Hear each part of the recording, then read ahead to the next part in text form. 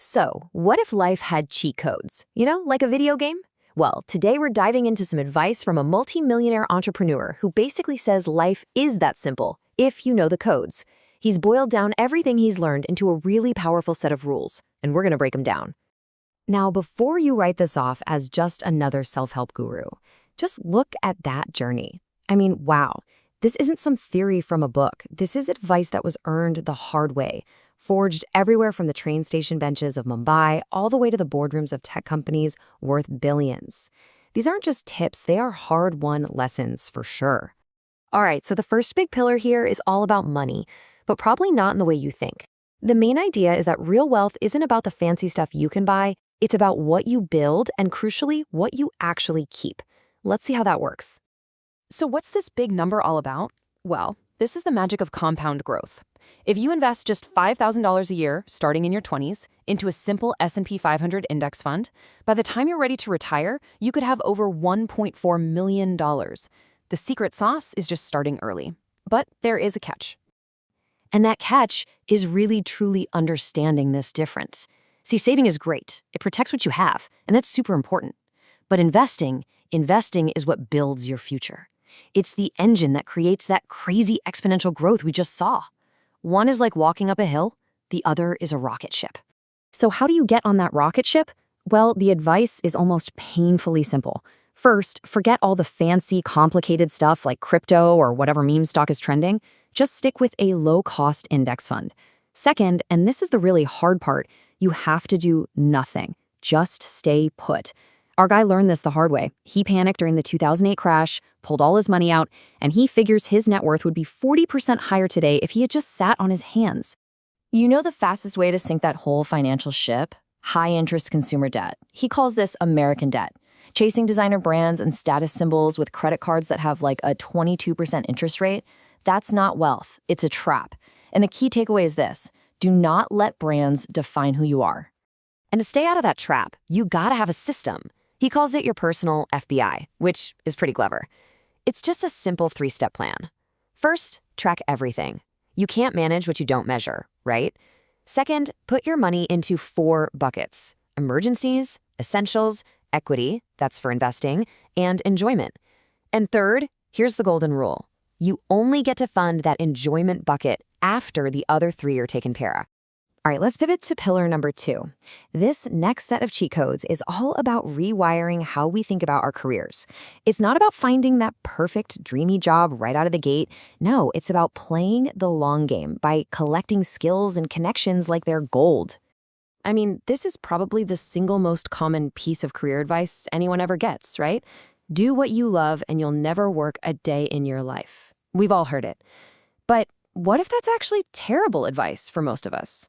And here's where it gets really interesting. Check out this number.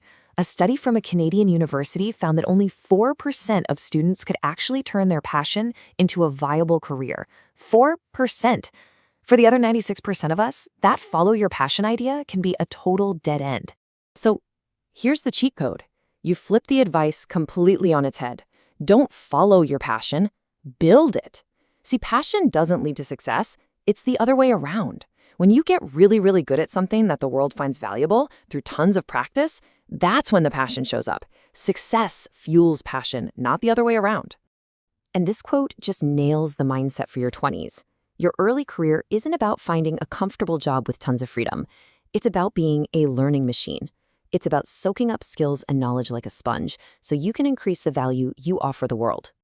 I mean, just look at his own path.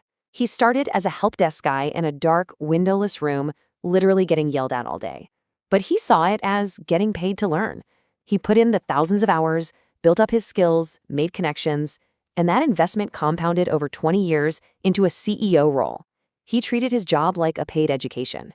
Okay, so you've got your finances dialed in, you've got your career strategy, but honestly, none of that matters if your internal foundation isn't solid. This last pillar is all about mastering your mindset for resilience and ultimately for success. Let's talk about failure for a second. Our guy got fired.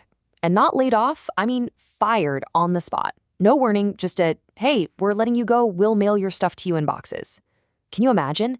It was brutal, and he said it was just deeply, deeply embarrassing. And it wasn't just a one-time thing. It happened again. Plunged him right back into another 6-month spiral of unemployment, feeling like a total failure, struggling just to pick up the phone and call his network. And then, you're not going to believe this, it happened a third time. I mean, imagine that kind of blow to your confidence, the sheer scale of that rejection. For most of us, that would be completely crippling. But here's the crucial insight. Here's the cheat code.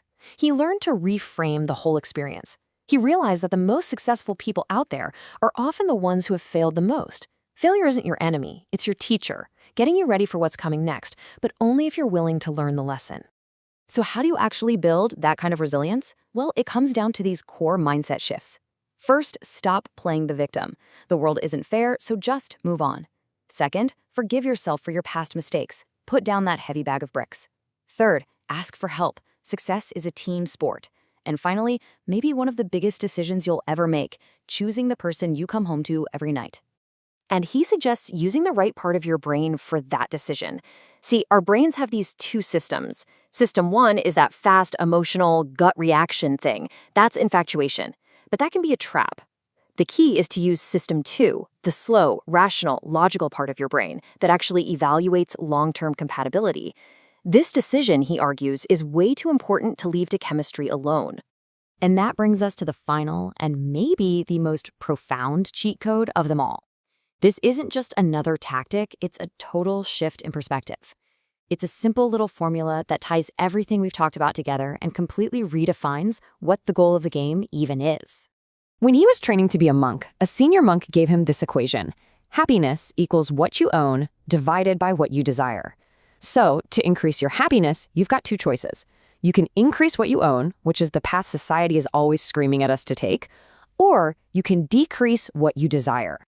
And this is the final big idea I want to leave you with. In a world that's obsessed with more, with acquisition and growth, what if the most powerful cheat code of all is simply to manage your desires?